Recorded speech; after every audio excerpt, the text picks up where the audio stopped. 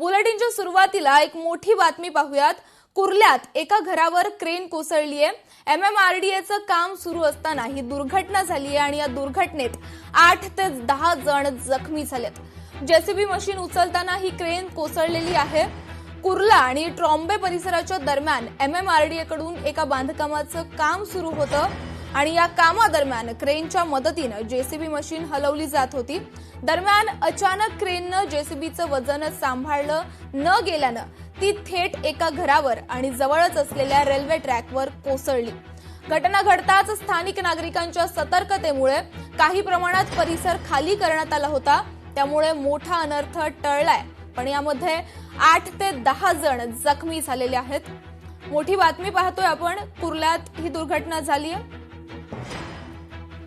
तर ही आपण दोन दृश्य पाहतो आहोत। कालची रात्रीची ही दृश्य आहेत, तर एका बाजूला आज सकाळची ही दृश्य आपण पाहतोय। या ठिकाणी परिस्थिती पूर्ववत करण्यासाठी प्रयत्न सुरू आहेत। कुर्ल्यात काल रात्री एक दुर्घटना झालेली आहे। क्रेन कोसळल्यानं 8 ते 10 जण या ठिकाणी जखमी झालेले आहेत। एमएमआरडीएचं काम सुरू असताना ही क्रेन कोसळली आहे आणि ही क्रेन थेट एका घरावरती पडलेली आहे।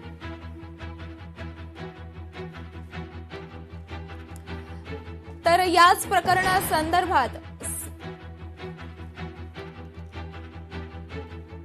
प्रकरणासंदर्भात स्नेहा जाधव आपल्या प्रतिनिधी आपल्याशी जोडल्या गेलेल्या आहेत। स्नेहा, दुर्घटना झालेली आहे, क्रेन थेट घरावरती कोसळली आणि यामध्ये 8 ते 10 जण जखमी झालेले आहेत। काय अधिकची माहिती आहे?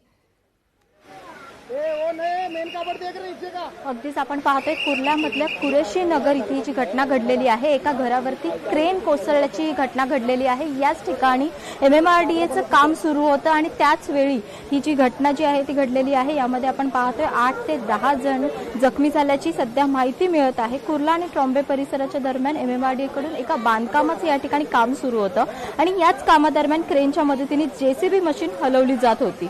जेसीबी मशीन हलवतानाच अचानक क्रेनने जेसीबीचं वजन सांभाळता न आल्याने थेट एका घरावरतीच ही जी क्रेन जी आहे ती कोसळली आहे आणि त्यानंतर ही घटना घडलेली आहे। घटना घडल्यानंतर स्थानिक नागरिकांच्या सतर्कतेमुळे काही प्रमाणात परिसर लवकरात लवकर खाली करण्यात आलेला होता, त्यामुळे या ठिकाणी मोठा अनर्थ देखील टळलेला आहे। ही क्रेन जी आहे ती कुर्ला ते ट्रॉम्बे दरम्यानच्या असलेल्या ओव्हरलोड इलेक्ट्रिक लाईन आणि सिंगल ट्रेन रेल्वे ट्रॅकवरती जाऊन आदळलेली आहे। याच दरम्यान आपण पाहतोय हा मार्ग जो आहे तो प्रामुख्याने मालगाड्यांच्या वाहतुकीसाठी वापरला जात असतो, त्यामुळे लोकल ट्रेनच्या प्रवाशांना याचा काही फटका बसत नसला आणि प्रवासी वाहतूक सुरळीत सुरू असली तरी देखील ही जी घरावरती क्रेन कोसळलेली आहे त्यामुळे एकूण 8 ते 10 जण जखमी झाल्याची माहिती मिळत आहे। मध्य रेल्वे प्रशासनाकडून या घटनेला दुजोरा देखील देण्यात आलेला आहे। त्यांनी म्हटलेलं आहे की या संपूर्ण घटनेची जबाबदारी एमएमआरडीएची असल्याचं म्हटलं जात आहे।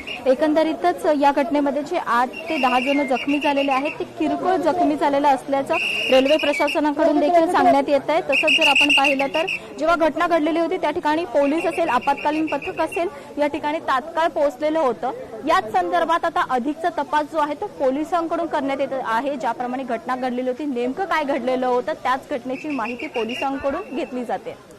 नक्कीच स्नेहा, तर या दुर्घटनेमध्ये 8 ते 10 जण जखमी झालेले आहेत, त्यांची काय परिस्थिती आहे, काय माहिती आहे?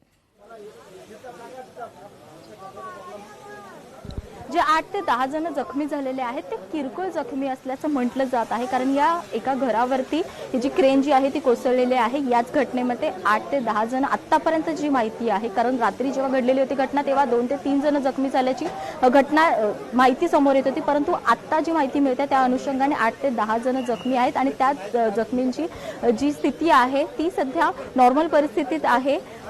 जास्त कोणी जखमी झालेलं नाहीये अशीच देखील सध्या माहिती मिळते। धन्यवाद स्नेहा, आपण दिलेल्या माहितीबद्दल। लोकशाही मराठी ऐका, पहा, जागरूक रहा।